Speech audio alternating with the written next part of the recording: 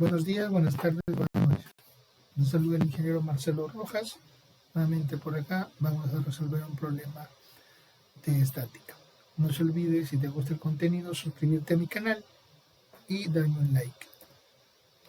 El problema que vamos a desarrollar dice lo siguiente: determine la magnitud de la fuerza resultante que actúa sobre la ménsula y su dirección medida en sentido contrario a las manecillas del reloj, desde el eje U positivo. Para desarrollar este problema, vamos nosotros primero a trazar una línea paralela F1, paralela a la fuerza 1, F2, paralela a F2, y vamos a identificar la fuerza resultante, ¿no?, que aparece ahí. Vamos a identificar el ángulo alfa, ¿no?, que es el ángulo que se opone a los ángulos que está en el otro lado del cuadrilátero, y el ángulo beta. Una vez identificados los ángulos, nosotros podemos decir lo siguiente: el ángulo alfa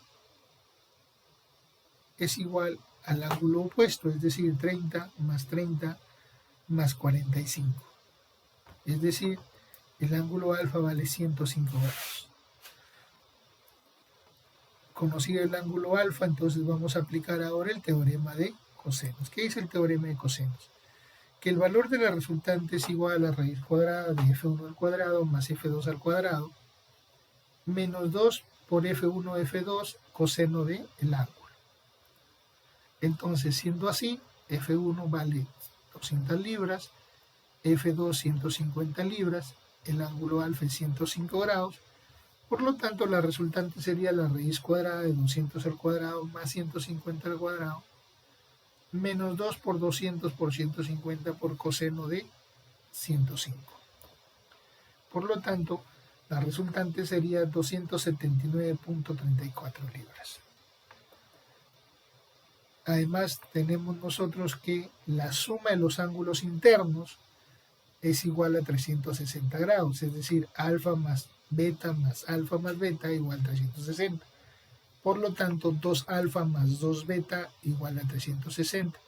Sacamos la mitad y nos queda que alfa más beta es 180, pero alfa vale 105.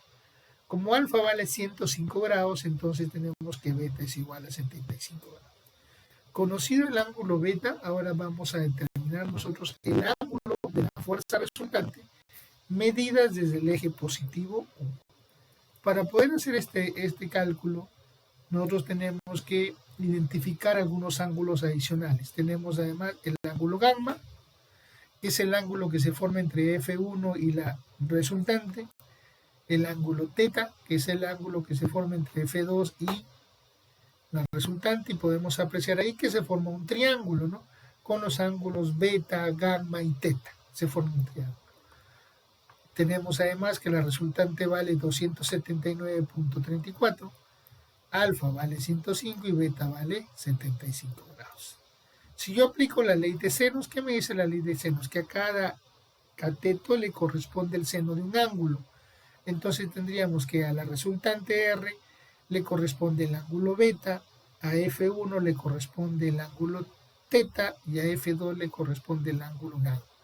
Aplicando ley de senos, tendríamos nosotros que R sobre seno de beta debe ser igual a F2 seno de gamma igual a F1 seno de teta. Vamos a tomar nosotros la siguiente relación: R sobre seno de beta debe ser igual a F1 seno de teta. Por lo tanto, reemplazando los valores, tendríamos que 279.34 sobre seno de 75, que es lo que vale beta, es igual a 200 sobre seno de teta. Despejamos seno de teta y tendríamos que es igual a 200 seno de 75 sobre 279.34. Por lo tanto, el seno de teta es igual a 0.692. Aplicando la inversa del seno, tendríamos que el ángulo teta vale 43.76 grados. Conocido el ángulo teta es el que se forma entre la fuerza resultante y F2. Entonces ahora vámonos a calcular el ángulo que forma el eje U con la fuerza resultante. ¿Y cómo vamos a calcular ese ángulo? Que vamos a llamarlo phi. Si nosotros miramos el gráfico, podemos ver que desde el eje U hasta la fuerza F2 tenemos 60 grados, 30 más 30. Entonces nosotros podemos decir que ese ángulo phi